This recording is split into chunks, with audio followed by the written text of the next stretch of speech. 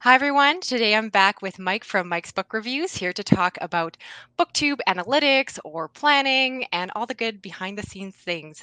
I was saying to you before we started recording, Mike, that I really want to pick your brain because you are someone who I believe you have a background in finance, you work in finance, you like numbers. And so I thought you'd be the perfect one to discuss some of this because you kind of give little snippets on your channel as you're talking in like your weekly updates. Mhm. And so I was kind of looking to kind of pick your brain a little bit. You are someone who arguably has done well in growing a channel in a short amount of time. And so hopefully you can provide insight to people like myself and anyone else watching, or, just even subscribers who are just interested to know kind of, the magic behind it all. Well, first, thank you for asking me. And second, I came on here with the assumption that you understand the secret of the algorithm because I'm still trying to figure it out. So, Oh, I know. It's always like the algorithm. I always talk about like appeasing the algorithm gods when I'm trying to beg people for like likes and comments and emojis. mhm, And I mhm. don't know how much it really does or not for sure. I guess let's go a little bit back to your beginnings. Do you have a particular video or a particular point in time where you felt like your channel kind of took a jump forward rather than just kind of that slow and steady creep of subscribers that happens at the beginning? Well, it was a couple of things. It was kind of like, I guess you would say, different stages. Is like at first, I didn't even know BookTube was a thing. This was something that I was doing to just kind of remind myself to go back because I was reading Wheel of Time, which is Hmm. 15 books. And I said I want to have something to go back to and refer to if I take a long break in between them. And then all of a sudden, I'm like, why do these videos have like three or four, 500 views? I was like, that never happens. And then people in the comments were like, I'm like, oh, people are commenting on these videos too. And I saw people say, oh, you got to check out this channel. This channel. I was like, what is BookTube? I've never even heard of this. And then I looked up, I was like, hey, I could do this. So I guess it kind of took off at first because it was Wheel of Time, which is very popular on BookTube. But I said, hey, well, let me see if this is just Wheel of Time or am I actually good at this? So I did other things. But I think the video where all of a sudden it just completely broke out was talking about Kindles, which I go back to now and I'm like, that is an awful video. It is an awful review. It's literally just like basically an unboxing and me saying, yeah, it's neat. I mean, it was nothing. But I guess people want to hear someone who was actually using these devices to read, not there to tell you about how much teraflops and all this stuff. Like the tech channels do, which Yeah. those guys are great. They're doing what they're supposed to be doing. But I guess people just want to hear, from someone who actually had a book channel talking about reading off a Kindle, because there's a lot of people who are still, I like to read out of a real book. I don't know how I feel about Yeah. digital. So they were kind of worried about it. And I just kind of advertised it as, hey, I'm doing this to reduce eye strain because my eyesight's going really, really fast reading from my iPad. Yeah. That's kind of how it started. But yeah, Kindle videos really took my channel from it's having a good time to all of a sudden, oh wow, I actually have to start, getting better at this because my audience is getting big a lot faster than I expected.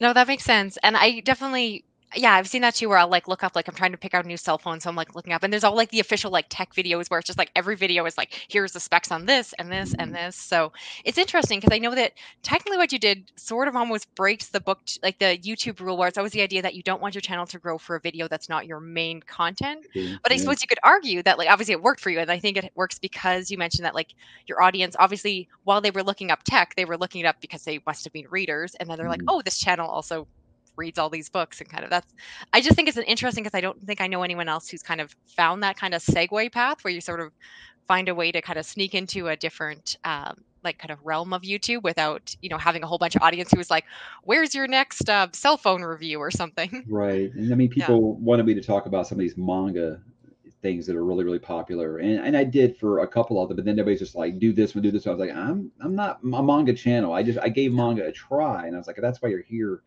might not be the best plan for you. And then I lost all those viewers, which was fine because I mean I was saying I'm not going to be able to please you because I've read like two manga in the last 3 years, so I don't think that's the thing for it. But yeah, when you do kind of your channel does kind of get some exposure for something you don't usually talk about, it's usually a dead end because you get a lot of subscribers that are never going to watch your content, and that's Yeah, not and really that's brave, and that's kind of something I always think about. Is so you actually did you publicly say on video at some point that you're kind of like, I'm not going to be reviewing a lot of manga, or yeah. kind of let the Yeah, yeah. because I mean, the first comments on all my videos for a while are either when you're going to read One Piece or when's your next manga or next Berserk review or something like that. And I was just like, man, that's something I do like on the side. I'm always going to be Yeah. a written word novel kind of person.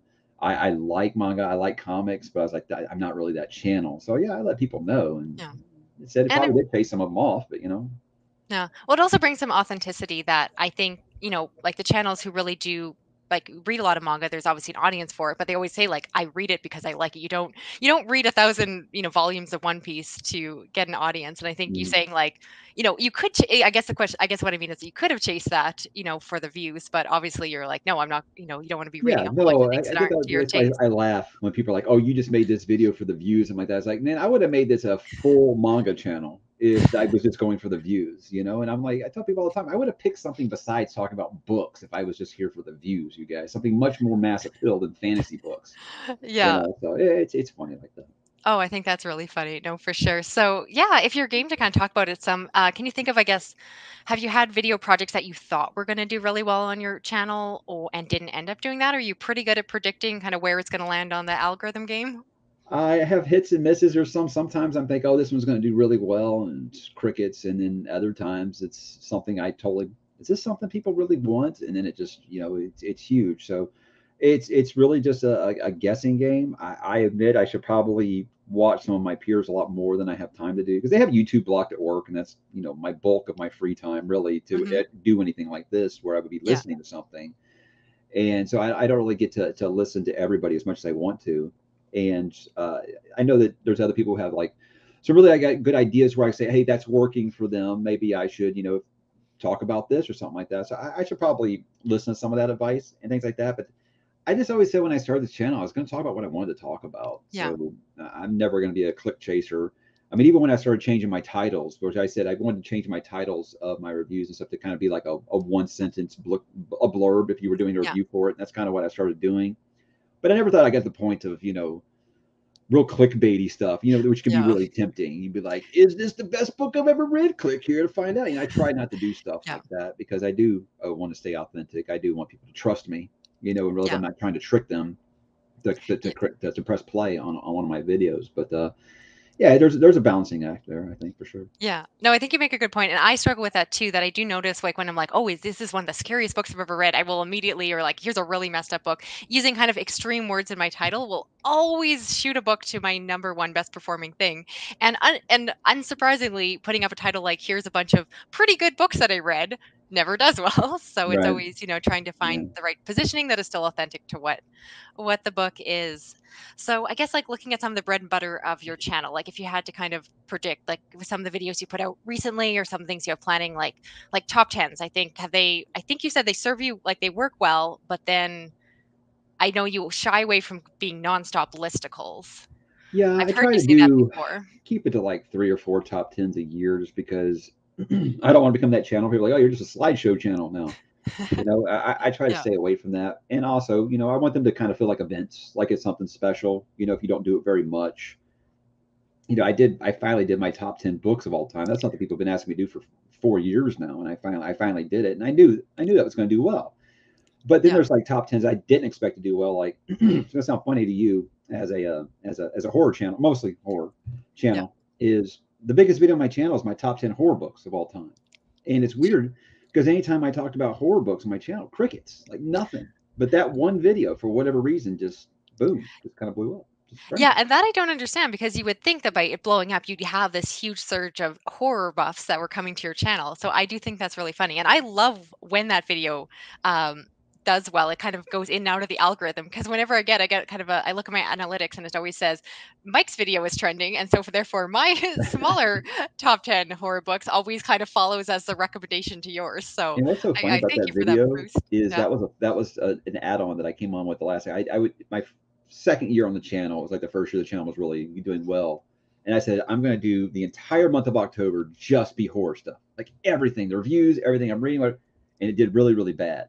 But towards the end of the month, I was like, hey, I got extra time. Why don't I just put together my top 10 horror books? So Yeah. that was a throwaway video. And that's my most successful video. So it's weird how That's that too works. funny. And I guess, yeah, how do you balance that? Because you kind of teased in your channel, like you do read more than fantasy, but you've obviously positioned your channel as a fantasy channel. So I guess, how do you find that line? Because I mean, you just did a big read. I think, yeah, you finished up now with I want to say the name of the wind, but that's the wrong book.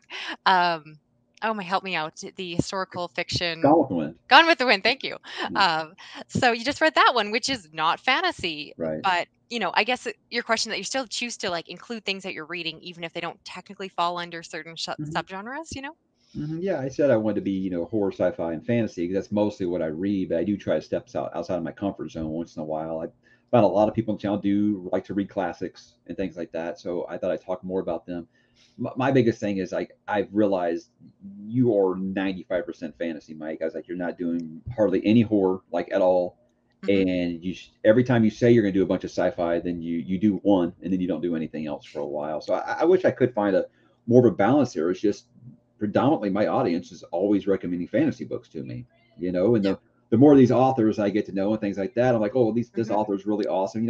An author mingles with me and gives me time, and it makes me want to read their stuff. I mean, that's Hmm. kind of a cheat code for me. If it's a really genuine person, and I feel like they're they've got a good following and their story is getting lots of good feedback for me. Yeah, I want to read their stuff, and it just seems like it's 9 times out of 10 it's a fantasy author that kind of That, happens. So we're never going to run out of things to read. I think when you run a booktube channel, as all the yeah. recommendations that we get, and I'm like, wow, that sounds really good. Maybe I can read that in 2026. That's how I feel right now. Yeah, so maybe let's get into this. I think I don't know any booktuber who reads more or plans ahead their reading more than you do. I Is work this in becoming a yeah, stick that you're going to I post? work in Mhm. finance, obviously, and part of risk management is forecasting, and we do everything 12 to 15 months in advance. So yes, I plan my reading schedule 12 to 15 months in advance, just because if it's something I make sure I want to get to, or I've been telling people I was going to get to, I don't forget about it. It's not in Yeah. stone. I can always go back and be like, I can cook that down the road a little bit more. But yeah, I like to plan that far ahead. It's it's just something that makes me feel safe. It's just what I do. It's a business that I've chosen. That's fair. Do you get a lot of, I don't know, remorse, or are you a bit of a mood reader? Do you have that regret of being like, oh, I wish, I wish I could read this book, but I'm locked in for too long? That's why this year I said this was the last year that I was doing like these big read-alongs or these long series. Like I'm going to be finishing The Expanse and Realm of the Elderlings this year, and I'm doing like one of those per month. So it's like every single month, half my month's taken up by a book Yeah. from each of those series. So I said next year I'm done with this. I'm done with the read-alongs and all that stuff. It's more like, hey, I'm reading this. If you want to read at the same time I do, you can. But it's just I do want that freedom. I like, for example, someone really sold me hard on the Passage books by Justin Cronin the other day, and I'm really interested. Yeah. That sounds really good, Yeah. and I want to read it like right now. But I'm like, I can't. I have this schedule basically for the rest of the year. Yeah. That's a thick book. I was like, Mhm. Oh, I yeah. don't have time for that right now. But I do want next year to be like, okay, I have my kind of plans I'd like to do. But if something like that happens, I can say, screw it, I can read that. Don't be a slave to your schedule. That's what I like to get more into next year. And that's why I said no more rereads, Mike. Stop with the rereads. You got so much stuff you're never gonna be able to read. Stop rereading things. No, fair. And I guess going back to, you mentioned your audience kind of started with Wheel of Time, and then I'm going to, hopefully I'm not saying it wrong, Malazan or Malazan. I've heard different pronunciations. Nobody knows. Okay. I was gonna say I'm wrong no matter what. I can Everybody deal with says it that. different. Yeah. So I would say, like, because especially with fantasy, you can go through those long running series. And I don't know if you find, like, within your obviously fantasy audience, that there's almost that die hard. Like, did you struggle with having an audience that only wanted you to talk Wheel of Time for a Oh yeah. while, or kind of balancing that with someone like, say, myself, who loves to check out your fantasy content, but if I'm not, in the Wheel of Time, book seven, there's certain content that I'll, be Yeah. forced to kind of skip as a subscriber. So how do you balance that, or have you changed what you've done over the like down the road and do It things happened a different now? lot earlier when I was doing Wheel of Time. People wanted me to run through all 15 of those like in a row. And I was like, I'm Yeah. going to burn myself out if I do that. So I wanted to take breaks. So Mhm. that's why I said I'm going to try other things. I think my audience now at this point is kind of trained to know that I'm going to hop around a little bit. I mean, I will try to do, if I'm doing like a trilogy or something, try to do that like in one month or 1 2 months, something like that. Can you do those kind of quick? But like with these long series and stuff. But I also say I'm not gonna review individual books anymore because in a series, if like you're saying, if someone hasn't read that, each video just less and less Yeah. interest because they haven't read it. So I think the diehards want to see that, but but just the general audience, they have no interest in that. That's why I said I'll review either a series as a whole now or Mhm. just the first book and let you know what I Yeah. think about it, or the occasional video like I did where I talked about the best second books. And that I Yeah. think that the reason that video did well is because it's a lot of people are like, hey, I didn't really like the first book. Is the second book, change things up a little bit, something like that. So I try to do things like that to get people Yeah. interested a little bit more in some of the longer series. Once not sure up instead of reviewing each individual book, because as you know, book reviews themselves don't do as well as they used to anymore. So it just like, am I really going to talk about book number 8 in this series and think that it's going to have the same interest as talking about the first book in the series. So yeah, there's some of Yeah. that. But I will do spoiler talks and stuff like that if it's something that enough people have asked me for. Okay, so let's get into the meat of it. So, book reviews, are they dead? Why you still do some? So, where are you falling on that right now? Well, I've got the name book reviews in my channel title, so I'm always going to do them. I get that all the time. People are like, "Oh, please don't stop." I'm not going to stop. I'm not going to stop doing them. I just wish there was as much interest as there was when I first started doing this. I don't want to be, old man shakes fist at cloud and blame TikTok for everything. But it seems like now anything that's over a minute long is hard to hold a lot of people's attention. It Oh, I really hear seems you. to be I'm that right way. there with you. Yeah, so Yeah. I'm hmm I've always been, 20 minutes because I mean, you can say, "Hey, Mike, tell me about that coffee mug," and I could give you a 20-minute story about this coffee mug. It's just the way I've always been. So I always said my videos are going to be between 17 and 22 minutes, and that's just the style that I am. Because I did see a lot of people when I first started being like, "Oh, such and such's big booktube channel." Their reviews were kind of lacking, because they're 5 minutes long. They don't really tell me very much. I said, well, Yeah. I'm going to tell you plenty about it. The chore was always how do I decide between spoilers and Right. non-spoilers, and that's still a struggle because people who have read it want to know spoilers, people who haven't read it don't want to be spoiled, and then the people who haven't read it said, oh, I'm not going to watch it until I read the book, and I'm like, then why am I making spoiler-free content? So Yeah. it's an enigma that no one can really figure out with the review, but it feels like if it's a book that's popular enough, it's going to get attention. But the one I'm finding the weird thing with is Stephen King. Is one Stephen King video 20,000 views, the next one 3,000 views. It's no idea what it is with Stephen King. So I don't I know. Reviews I've are just noticed weird like that that. with your Stephen King content is kind of all over the place in terms of performance, which is Mhm. kind of bizarre that it switches up. So it sounds like you don't have it all figured out with the spoilers. I guess what do you kind of lean like, to do now is sort of do you I put any mean, spoilers? I still like to do spoiler free because in the end I want people to read these books, Yeah. and I feel like the majority of people that are watching reviews are people who have not read it and they want to know if they should. So I like to do it that way. If it's something I really just got to talk about, I'll try to do the spoiler talk for it. Like I just did all the Red Rising books, Yeah. kind of celebrating the new book coming out and things like that. And I feel like that fandom's getting bigger finally. Yeah. So that's why I did it for each individual book like that. But otherwise, I'm always going to do spoiler free content unless it's just something that's huge and would generate a lot of discussion. Then I'll do a spoiler talk, especially for it. Makes sense. Like something like a Song of Ice and Fire, I think, Yeah, there's like enough if a new audience Song that of Ice can Fire book came yeah, out, yeah, we would be doing a spoiler discussion for sure. Yeah. makes sense for We would be sure. throwing a party if that happened. Yeah, no kidding. We'd be checking if it's April Fool's Day if that Yeah, happened. right, right. Yeah, no, for sure. So, and at this point, do you do solitary book reviews for every book you read? I don't think you do anymore. So, what kind of decides what book is worth that 20 minutes of your time? Well, I guess 20 minutes post editing time because I know it The, always the takes the longer to whole put point of my together. weekly updates was to let people know, everything I'm doing. It's kind of like a reading vlog is how it started. And that's what I was going to do with this channel was just going to be a weekly reading vlog. And that's why I still love making those videos because it's fun to talk about everything that's going on, everything you read. Like this is the stuff I'm going to be talking about today. Nice. But I sometimes I'm like, I don't feel like that's either one. I don't make mean reviews. If I didn't like the book, I'm probably just not going to review it. That's I feel like that's just the way I am. I don't.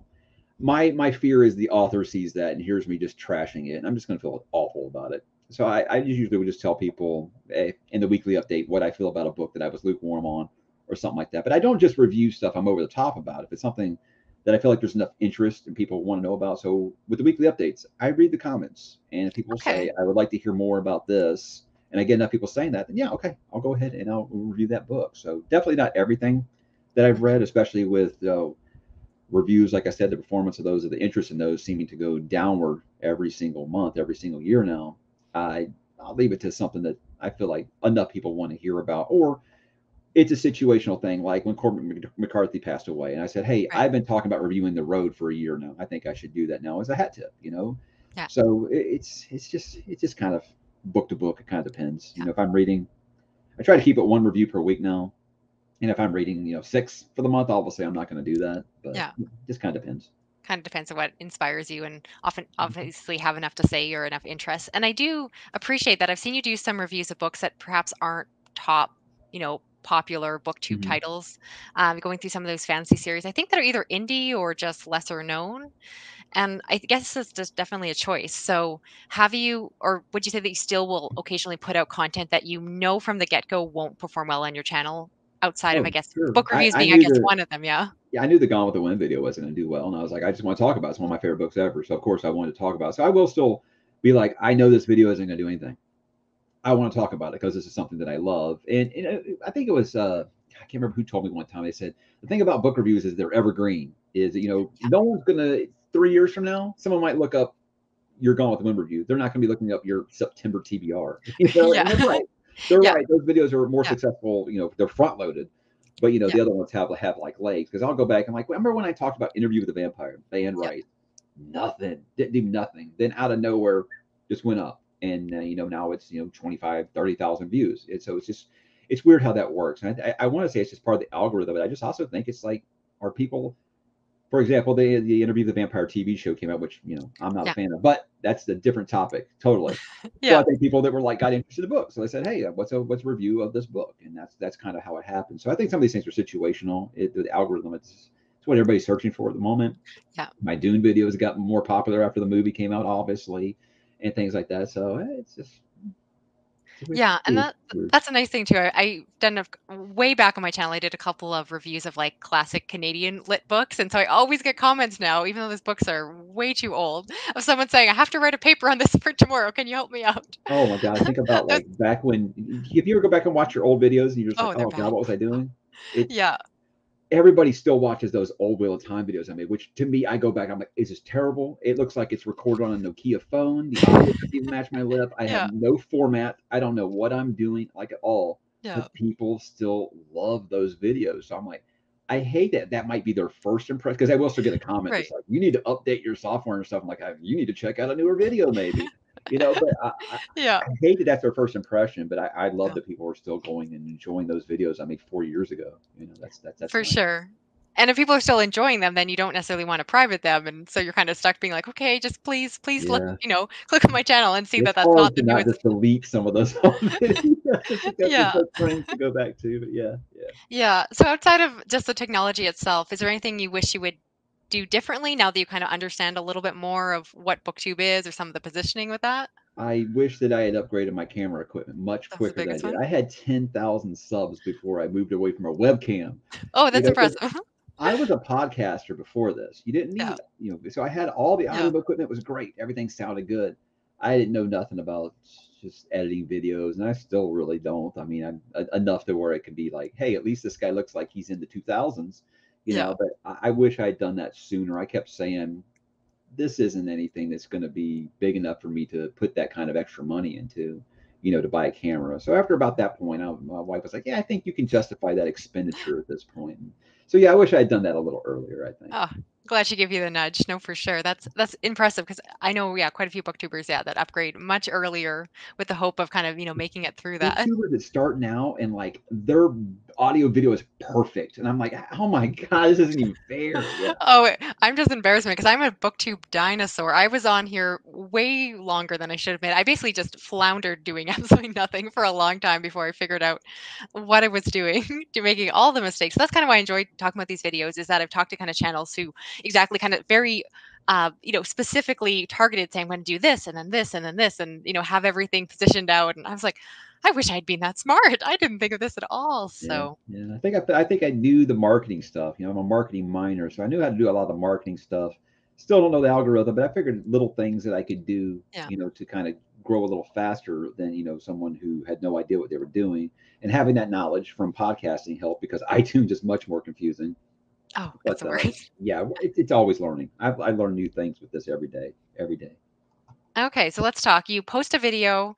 Are you someone who's immediately looking at where it's landing on the algorithm within the day? I will go into YouTube Studio just at the end of the day to see how it did. But I definitely, here's the thing, and I'm sure you know this. Mhm. YouTube Studio is totally mean. It Oh, will it's so flat out mean. tell you, "Oh yeah, this video isn't performing that well. You suck." Not in I those had words, but it will be like oh, your audience basically. has no interest in this video. So I definitely won't look for like the first like 6 to 8 hours, because it's always going to say this video isn't doing very well. Because I put my videos out at 8 in the morning, and a lot of my audience is not in America, so they Yeah. have different time zones and stuff. So it all just kind of, it takes a good 8 to 12 hours to get a good look at how something's doing. So yes, I will intentionally not look for the first half of the day because I wouldn't say I'm not sensitive, but I'm like, why you got to be so mean, YouTube Studio? Yeah. No, that was my experience because I think I didn't know this app existed for a while, and I finally downloaded, and I had to mute the notifications because I think the day I downloaded, I got a little pop-up being like, "This video is performing, like, horribly. You suck." Exactly, whatever the phrasing is, and I was like, "Wow, I love this app. This is Yeah, great." it's a little No, mean. for sure. It's always a lot quieter when a video seems to be doing all right, I gotta say. Yeah, right. So Yeah. Mm. so I guess that answers the question I was going to lead into is I know there are booktubers and other YouTubers. It's a whole thing where they will watch the performance and have several thumbnails and titles ready to go. And if you watch, I've seen this when I'm, watching my sub feed where you'll see the thumbnail on a video change 4 times within four Yeah. hours. Mhm. So I guess that's not a game that you've ever been tempted to get into. The only thing that I did is like another thing that I wish I'd done when I started was first I wasn't putting my face on there because like I always say, face made for radio, and I was always like, I don't want to put my face. I don't like taking selfies. I'm not that person. And seriously, I was in business school at the time, and the Mhm. marketing teacher they had us submit something if you were running like a business kind of thing. I just said, well, I'm kind of doing this YouTube thing. It's like, hey, send me a link. I'll look at it. And first thing he told me is like, you need to put your face on all your pictures, all your thumbnails. It's like that helps personalize it. So that was something that I think I did. So I did go back after I guess it'd been about 6 months I've been doing it, and I redid all my thumbnails with the actual software I have now. The background remover and all that Yeah, it's stuff because nice. they were terrible. They were just basically me taking a picture of the books on my desk. And Yeah. so I did redo all those, especially for those Wheel of Time videos because they Mhm. were performing really well. So I did go back and do that. But now it's like I know before I post a thumbnail if it's good or bad. I've had one where I'm like, I'll do make a thumbnail, but that's terrible, and I'll start over and make a new one. But I've seen people change their titles. I've seen people change Yeah. their thumbnails, and sometimes I think that's just feedback. Like I was talking to Patrick recently, Right. and he had a video where on the thumbnail he was like just dissing the Harry Potter books, and seems like good fantasy that takes place in a school setting and bad fantasy, and he Oh, had right. like Harry I saw Potter that. with a big thumbs down on it, and I think he got a lot of negative pushback because he changed that completely. So yeah, I can see Yeah. it going off of feedback. Like if someone would say, like I think the only time I changed it is I talked about manga series I'd be interested in reading, and one of them I says like One Piece is something I'm not really interested in, but apparently in the background I did have one because I just put like a picture of a Okay. bunch Right. of manga I didn't even know, and I had One Piece in the background, so people assumed that I was going to be talking about One Piece, and One Piece Oh, fans are very aggressive. that's So what I, I've I did heard. I did change that one because they said they felt like I was misleading them. And I said, okay, I can see how that's fair. So I changed it. So I Yeah. mean, always listen to your audience, but no, I don't have like several ready to go in case something isn't doing well. No, maybe I should. Okay. Well, I was gonna say you shouldn't because you're making me feel better because I live in the same boat where I always like put something out and I'm like, let's just see what happens in the universe and put it Hmm. out there. Hmm. So that's interesting to know, yeah, how you do that. Let's go back to your weekly updates because I was gonna kind of ask more about the origins, which you mentioned. So how do they do performance wise? It sounds like it's something you want to keep regardless. I think of all of any segments that I do, they are the most consistent. I mean, they don't do incredibly well, but I'm always going to be between 8, 10, 12,000 views on those, which is decent. I'm happy with that all the time, but it's just, I feel like those get the most discussion, because it's everything I'm talking about. I'll even break format and talk about, what I'm watching, what I'm doing with the kids or Yeah. something like that, or video game I'm playing or something. I think it gives people to say, hey, this guy does have more interest than just books. So it opens up discussion like none of my other videos did. And everyone will drop in the comments, tell me what they're reading, what they're playing, what they're listening to, what they're, Yeah. all that stuff. I think that's a good conversation starter. So yeah, there's people who tell me each week that, even if they don't have time to watch everything, they make sure they watch the weekly update. And that's awesome because I love making those videos. It's a lot of fun. Don't have to do any planning at all for those videos. You just, hey, here's the books I'm reading. Let's just turn the camera on and see what happens. And I think that's where I thrive. I don't really use a script or anything like that. I might have some bullet points or something, but as you can tell right now, I have no problems talking. So, No, I love that. I do think like YouTube really works best for creators who can talk off the cuff. Apparently, I can't talk off the cuff today, but I somehow get through my videos. I have the days where I'm like, well, how do I do this? What Because are I can't words? even talk right now. Yeah. Yeah. No, for sure. Well, I gotta admit, right there with some of your subscribers that if I have a busy week, if I only have time to watch one of your videos, it's pretty much always your weekly update for whatever reason. And I think exactly it's that great snapshot of the week. It gives a tease for what's coming, what's happened. Like sometimes Mhm. because you talk about what you've already done. So sometimes I'm like, oh, I missed that video, and then I'll go back and Yeah. watch that. Or, Mhm. I'll see that you're doing a live stream that I'm interested in that's coming up and those kind of Yeah, and things. give And people a chance. yeah, Maybe they missed a video, didn't know, yeah. and things like that. But also just I like to give people a little peek behind the curtain about why I decided to make that video, and then something funny that probably happened after it came out, or something that funny that like I just did that my favorite Stephen King adaptations, and like while I was recording it, I messed up and forgot one and realized Oh, it while I was recording it. I saw And then your I guess I snapshot gotta of leave that. that in. So Yeah. I'll tell the story about how that happened, on this weekly update and stuff. But Yeah, no, I really love that for sure, how it actually, exactly, you kinda get that little piece, which is what I kind of mentioned is that I feel like a lot of creators are really afraid to talk about video performance and what they're doing and kind of it's the idea as creators that we are supposed to put out quality content, but we're never supposed to well, I guess we're never supposed to admit that we're doing anything intentional, I always find is yeah, that piece. So I appreciate yourself being willing to kind of talk a little about it. And again, everyone I've talked to agrees that, if you're going to go viral on YouTube if you want to make this a full-time job and make all the money. YouTube, in terms of BookTube, is not the place to do it. sure. So, Yeah, again, it's so like I I think tell people, if I was trying to just do this to get paid, it wouldn't have been about sci-fi fantasy books, guys. yeah, that's what I'd have everyone made says. videos hating on Star Wars movies or something. Apparently, those do really well. Oh, that's so funny. Yeah, it's true. No, for sure. And I know within your weekly updates, you do, as you mentioned, talk a little bit of gaming, a little bit of TV and movie talk. Now, you had at one point added an extra channel. I haven't seen a lot of activity. Maybe I'm just missing it in the sub feed. Do you want to comment on that? Or are you Just still? no time. I Yeah, wish I when I did it because you do want to say the biggest thing they will teach you in business school. Number one is give the people what they want, but number two is stay on brand. And yeah, whenever I would break my kind of format to talk about something that wasn't books, I'd have a lot of people who enjoy it, but I have even more people being like, just stay in your lane, bro. You get that a lot. Which that's right. Yeah, first yeah, you're like, screw you, but then it's like, that people are here to hear you talk about books, and you talk about books. So I thought I'd just make it easy and splinter off in that other channel. And then I realized I don't have time for a second channel because this is still going to be my priority, hmm But yeah, I like that it's there in case I do want to do it. And that is yeah, one that I made and said, I don't care about the algorithm. I don't care about nothing. It's just a bonus channel. I might go a year with no new video. But when I first started, I was like, I want to make sure I have at least one video a week there. And I was like, you don't have room for one more video per week. So I didn't want this to become like a chore. I didn't yeah, want that the whole time. I've said I never wanted this to feel like a job. I wanted to enjoy this, and I hmm and I do. yeah. But I said with that second channel, I started to feel like I was putting too much pressure on myself. So that's why it's like it's there in case I want to use it, but I understand if no one ever even looks at it. So No, fair. And it's nice with your weekly updates that you still give us those little snippets of what you're watching yeah, and and all of that. Yeah. I considered taking those off the weekly updates and just doing that segment on the other channel. I was like, no, you're dividing your audience that way. Don't do that. So Yeah, no, that makes a lot of sense. In terms of video planning, how far ahead are you planning outside of your TBRs, which are insane? no, that's different. When it videos is, I'll do just when I sit down and do my weekly update. I'm like, what am I talking about next week? And I'll do that. So really, it's a week to week basis because I feel like it can change way too fast. I'll have if I have scheduled to talk to other people, obviously I'll put that on the schedule. And I try to keep it to one live stream per week because I don't want people to get exhausted with long conversations and stuff. But I do love doing those. I love talking to other Yeah, creators and stuff. It's a lot of fun to hear that other people are having the same struggles as you. That's yeah, always a lot of fun. But no, I don't plan those out nearly as much in advance as I used to. I think the that horror month was the only time I really planned everything out ahead of time. So no, I like to just keep it kind of off the cuff that way because I mean half the videos I make, it's literally I'm sitting down, what can I do? Hey, why not this? Those end up being sometimes some of the biggest videos. It's yeah. really weird.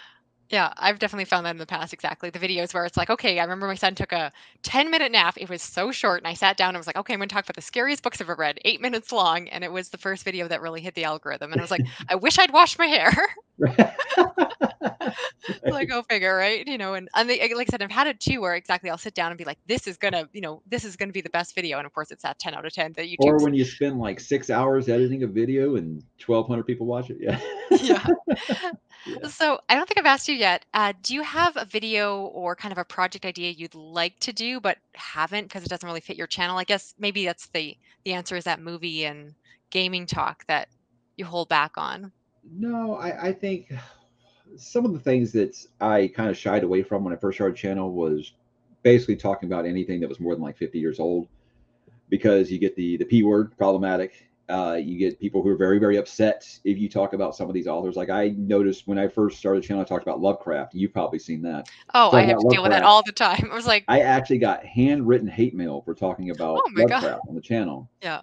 And then because I said I'm going to talk about the books, that's what I talk about. I'll talk about the Yeah. books. I'll talk about what these people do in their spare Yeah. time or what kind of people they were, and that upset a lot of people. And so that I think I kind of shied away from that. But the last like year or so, I've just said, if I love something, I'm not gonna let anybody Yeah. bully me and tell me I can't talk about H.G. Wells or something because one time he kicked his cat or something. So I was like, if that upsets some people, that sucks. I hate that. I never want to do that. But it's real easy just to skip that one video, I think. But if you feel Yeah. like you can't be a viewer of my channel anymore because I talked about this book from 100 years ago, sucks. But Yeah. I wish you the best. No, fair for sure.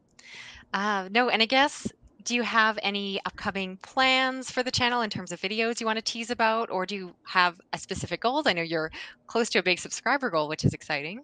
Yeah, 100,000 is always going to be fun. I mean, that's just one of those things that, like, when I started this, I could never imagine.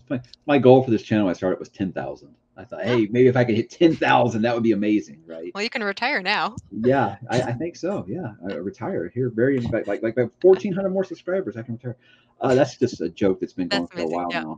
Um, Hmm. don't really say like plans. I really have a kind of a format now that's kind of stick to. There's certain videos I do every single month. I do the weekly update, and I feel like that kind of sets in just everything I'm reading. People love. I used to do TBRs by quarter, and people wanted more, so I moved those to monthly, and people love those. So I feel like I've got certain stuff that I can kind of say, hey, I've got this all planned out. I am going to be reviewing another Kindle. I did get the Kindle Scribe, and spoiler, I did not like it. So it's going to be an Yeah. interesting, different review. But I've had enough people ask me. Yeah. Obviously, they're like, "Hey, I want to get the new Kindle. I want to know what you think of it first because Yeah. you convinced me to buy the last Kindle and stuff." So I think that would be the only thing that, like, you would say that I different than usual that I have planned. I still try to come up with Stephen King content while I'm taking a break from rereads because, as much as I say the Stephen King stuff is hit or miss, I get a lot of multiverse fans, a lot of King fans that drop in and be like, "Hey, when's the next Stephen King video?" They just want anything Stephen King related. So I feel like I can talk about Stephen King stuff, that isn't just an individual review of a book. But yeah, I think that right now, just that Kindle one, I'm trying to discuss, figure out how I'm going to put that one together because that one's just so different than the other ones, because people want to know about the writing on it and how all that stuff works. And I've got to find a way to break my usual style because I'm just fixed camera angle. And here's me talking about it. And that I'm going to have to display stuff. I'm going to have to show you stuff. So I'm going to have to do different camera angle, show you what it's like when you're writing on it stuff. And just, I haven't even begun to figure out how to put that review together yet. So I guess you would say that's a big project I'd be working on. That's always tough when you're trying to do something that's, yeah, a little bit out of your wheelhouse. I want you like Mhm. up in a tree, like scrolling away, and have like someone do like a long shot So you zooming might get a in. picture of me at my dining room table. There you go. Close. That's about In as the right close as ballpark. I'm going to do. It's too hot in Houston to go outside and do this stuff. Fair. I forget your weather. Says someone who's drinking coffee right now. Oh, it's the worst time of year to be a coffee drinker because it's so Yeah. damn hot, but you need it. You need it. You Oh, need it. that's hilarious. No, for sure. Well, I do think when I found your channel, without naming names, I'm trying not to, call it any creators. There were different, larger other fantasy creators that were moving into different focuses on their channel, bringing in different, subgenres and all of that. And so I would say, from my perspective as a viewer, I felt like your channel really helped to fill a niche that was kind of, people were like, okay, if I can't get this video from this creator, where do I go now? And so I definitely remember the fact that you were doing book reviews, even if they strangely weren't the highest performing videos. There was something as a watcher being able to be like, okay, if I want to know about this book, Mhm. there's a good chance if it's a new fantasy book, Mike will have a review out in a reasonable amount of time, and having kind of you fill that gap. And then I like you mentioned with your format that you actually have it pretty, I guess, in a way you have, I guess, a routine to it where it's almost comforting as a reviewer. I was actually, as we were recording this, because it's the end of the week, I was quickly looking to see, oh, is your weekly update up yet? Or, sounds like, you'll be recording it after. So you kind of, I know kind of what to expect from your channel, which is strangely, I think, a good thing of as a subscriber, like I said, is you Yeah. kind of know what you are going to get and get it really regularly. Because I say, like, in terms of a reviewer, and just a content creator, I might be wrong, but outside of vacation, you have put up videos very consistently since you started. Is that fair to say, or am I Yeah, remembering wrong? between 3 to 5 videos per week, every single week for since 2019. When I started, I said that. Well, the thing was, when I started, I was in school full time. I was home Oh, with the oh, kids in school full okay, time. yeah, Then when I went back to work, I was like, okay, well, I'm gonna have to take a step back, but I didn't. you That's know, great. the output on here Yeah. stayed the same, you know. Yeah. So I think with me is one of my golden rules. I said this was be consistent, be honest with your audience. If you tell them you're going to put out 3 videos a week, put out 3 videos a week. You know, don't disappear, because you'll see this. You'll see people that Oh, start this, they're gung yeah. ho, they'll put out 2 or 3 videos a week, then they'll disappear for a month, and then they'll come back and they'll be upset that they've lost their foothold, and that's just the Yeah. way YouTube works. So even when I go on vacation, I record ahead because I was like, what it's like a week of nothing. The algorithm's like, well, they're not important anymore, and they're gone. Yeah. But for me, it's like I have way more ideas than I do time. So I never have problem coming up with ideas of videos to make. To me, it's just how to find the time to make them, and or is anybody interested in some of those things? That's the thing. So kind of test the waters a little bit, see what people are interested in. But yeah, consistency is key for sure in this game. No, for sure. Last, I don't want to take up too much more of your time, but your Let's Talk About Nothing has been such a great live stream series. Do you remember kind of where it started from? I actually don't remember who was the I first do. guest or kind of where that started all. Me and Moyd from Media Death Oh, Cult, yes. we had been just saying like so many people wanted us to have like a crossover episode, and I was like, how do we do this? You're the big sci-fi guy, I'm the big fantasy guy. What? How do we do that? Yet when he and I talked, it was just like we could talk for hours because we both came up in podcasting. So I said, how Yeah. do we do this? Almost like a podcast or whatever. So I just said, I love Seinfeld, and it's a show about nothing. And I said, we don't really have like a topic, so we're just going to talk about nothing. So Seinfeld people got it, the title. Other people were just like, what does that mean? But it was a complete accident. Again, I didn't expect it to do as good as it did. So I said, let me have another guest and see how it does. And then it just became like a series, and it was just something I wanted to do because, like I said, I came up in podcasting as much as I enjoy Hmm. making my solo videos. It's so nice when you have someone to talk back. Yes. That's very, very nice. So Yeah. it's been great for me because I just wanted to make sure we talk about nothing that I put a spotlight on creators that were smaller than me because I want to kind of help give them a signal boost and things like that. If I can provide that, that's just the best thing. Now I have had a couple that were bigger than me, like I had Murphy Napier on. That was That just was like a lot fun. of fun for me because that's just something like when I started, I was like, well, I could never have anything like what she's got. Just to be able to Hmm. have her on my channel, I was like, wow, Yeah. that was really really cool. But yeah, I know I love that say. It's a lot of fun. I tried doing Saturday night nights. It's not as big. It's because that's 4 people, but it's just same format, just kind of like expanded. Like if you were hanging out with your Yeah. friends at the coffee house, something like that. The kind of discussions you have. But I just like I said, I can talk about nothing forever. So hey, why not just put it on video? See what happens. No, I love that so much, and especially because the fact that you have, yeah, focused on smaller creators. You included Little Me last year, which is really fun. And it's a very very And popular video. Yeah. I was gonna say, I was, yeah, really thrilled about that, and I think it's just as an like someone in an audience perspective, I think it's it shows to your character that I would argue that the time you carve out for those videos perhaps does better for the smaller creator than it does for you. It's kind of Yeah. your time investment that is in the end going to help them a little bit more than they can boost you back. I remember kind of being like, and if anyone's from my channel somehow not subscribed, but I don't think I skyrocketed your channel that night when we did the live I've had several people stream. that said Rachel brought me here. So I've had that. With me, it's just like there's so many booktubers out there. They're really good, Oh and yeah. they get frustrated. They get Yeah. frustrated, because they're not seeing instant success. Some people, I did this for 4 years before it ever took off. Yeah. It was years of podcasting and stuff that kind of prepared me for that, and I just got lucky. The only good thing that came out of the virus that shall not be named is that the people were at home and they Yeah. were watching YouTube a lot more. I think that helped me a Yeah. lot. Just the timing there. But if I can help any of those people, just give them fuel to say, hey, keep hustling, keep trying, keep being consistent and being with your audience, talk to your audience, engage, and things like that. Any tips I can give them, and I haven't got it all figured out, but any tips I Oh, can give them to give them enough confidence and fire to keep going, I want to do that for sure.